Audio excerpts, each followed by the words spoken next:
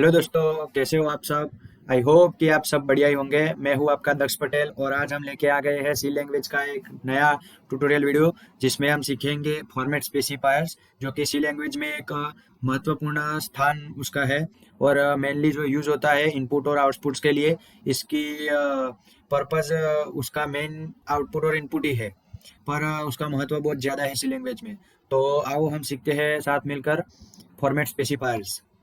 तो पहले हम अपनी पीपीटी के थ्रू थियरी पोर्शन समझेंगे और बाद में हम प्रैक्टिकल करके मैं आपको टर्बो सी में दिखाऊंगा उसका। ओके, चलो दोस्तों। तो सबसे पहले फॉर्मेट स्पेसिफायर की इधर डेफिनेशन हमने मेंशन की हुई है, तो देखते हैं फॉर्मेट स्पेसिफायर क्या है और उसके बारे में जानते हैं। The format specifier are used in a C language for input and output purpose. तो इसमें सी लैंग्वेज में जो फॉर्मेट स्पेसिफायर है वो मेनली इनपुट और आउटपुट पर्पस के लिए यूज होता है, उसके इनपुट और आउटपुट लेने के लिए यूज होता है। Using this concept the compiler can understand that what type of data is in a variable. तो इस कंसेप्ट से कंपाइलर समझ पाता है, अंडरस्टैंड कर पाता है कि उसमें उसके वेरिएबल में किस टाइप का डेटा स्टोर हुआ है और किस टाइप का डेटा यूज हुआ है। स्कैनएफ फंक्शन से जो और प्रिंटएफ फंक्शन से हम वेरिएबल में कौन सा डेटा यूज हुआ है वो हम जान सकते हैं। तो ये जो स्कैनएफ फंक्शन है वो और प्रिंटएफ फंक्शन वो इनपुट आउटपुट फंक्शन के लिए यूज होते हैं। ओके दोस्तों, चलो नेक्स्ट हम जाते हैं फॉर्मेट स्पेसिफायर्स के ये चार्ट की तरफ। तो ये जो फॉर्मेट स्पेसिफायर का चार्ट है उसमें सभी फॉर्मेट स्पेसिफायर हमने मेंशन किए हुए हैं। तो इसमें सभी के टाइप उपयोग दिए हैं नेम के थ्रू। जैसे कि परसेंटेज सी है तो ये कैरेक्टर असाइन करने के लिए कैरेक्टर का जो कोड होता है, फॉर्मेट स्पेसिफायर कैरेक्टर का परसेंटेज सी है जो यूज होता है सी लैंग्वेज में। इससे हमें पता चलता है कि जो कैरेक्टरी जो डेटा है वो स्टोर किया है वेरिएबल के थ्रू। तो फॉर्मेट स्पेसिफायर में ये सब दिए हुए हैं अपने चार्ट में, तो आप इसको पढ़कर समझ सकते हो अच्छी तरह से। तो चलो हम एक एक देखते जाते हैं और समझते जाते हैं। तो पहला है परसेंटेज सी जो कैरेक्टर के लिए यूज होता है। दूसरा है परसेंटेज डिसाइंड इंटीजर के लिए जो यूज होता है। इंटीजर जो वैल्यू हमारी है जो अंकों में होती है, माइनस या प्लस, पॉजिटिव नंबर या नेगेटिव नंबर जो होते हैं वो सभी इंटीजर में आते हैं, तो इसके लिए परसेंटेज डी यूज होता है। उसके बाद आता है percentage small E, percentage capital E, scientific notation of floats, उसका यूज है। परसेंटेज एफ जो फ्लोट वैल्यूज है उसके लिए परसेंटेज एफ यूज होता है। ऐसे परसेंटेज एच आई है, परसेंटेज एच यू है जो अनसाइड इंटीजर है, शॉर्ट इंटीजर बोलते हैं जिसको।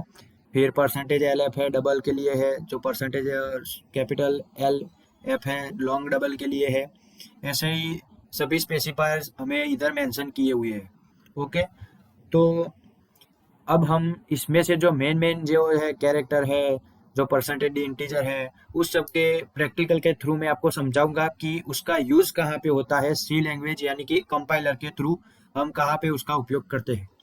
तो आओ हम सीखते हैं कंपाइलर के थ्रू इसका प्रैक्टिकल। तो दोस्तों हम टर्बो सी में जाके प्रैक्टिकल में फॉर्मेट स्पेसिफायर का करके दिखाता हूँ। तो पहले टर्बो सी ओपन करते हैं। तो हम आ गए हैं टर्बो सी में और इधर न्यू फाइल ले लेते हैं। न्यू स्लाइड ले लिए, इधर फाइल में जाके इसका नेम सेव कर देते हैं।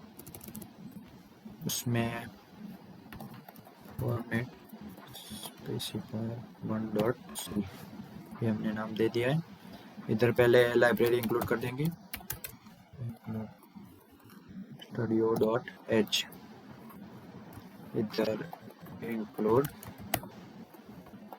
onio.h। ओके, तो हमारी ये लाइब्रेरी सक्सेसफुली इंक्लूड हो गई।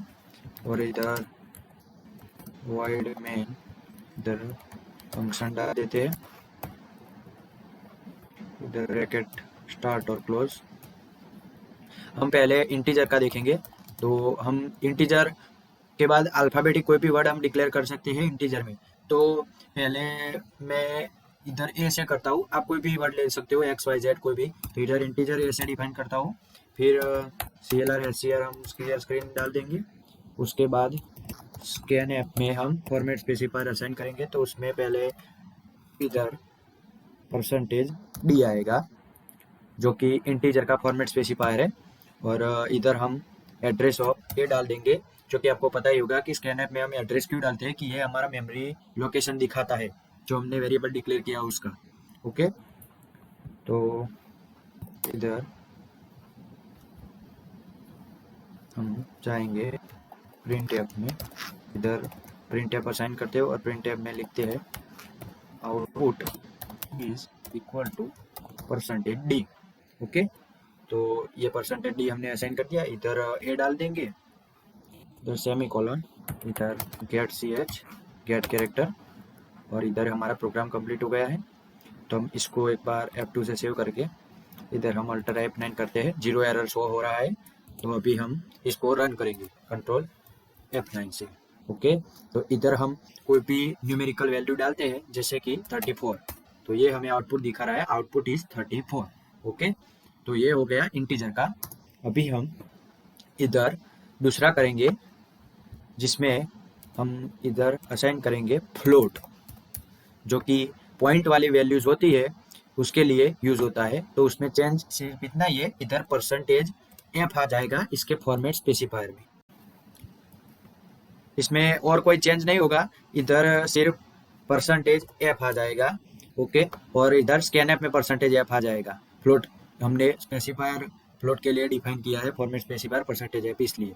ओके, इसको हम कंपाइल करेंगे और इधर रन करेंगे।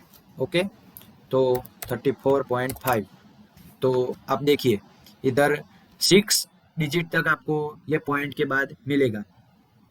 मैंने आपको जब हम फ्लोट के बारे में पढ़ रहे थे, तब आपको मैंने बताया था कि पॉइंट के बाद 6 डिजिट तक ये आउटपुट दे सकता है फ्लोट में। ओके, अब हम नेक्स्ट करेंगे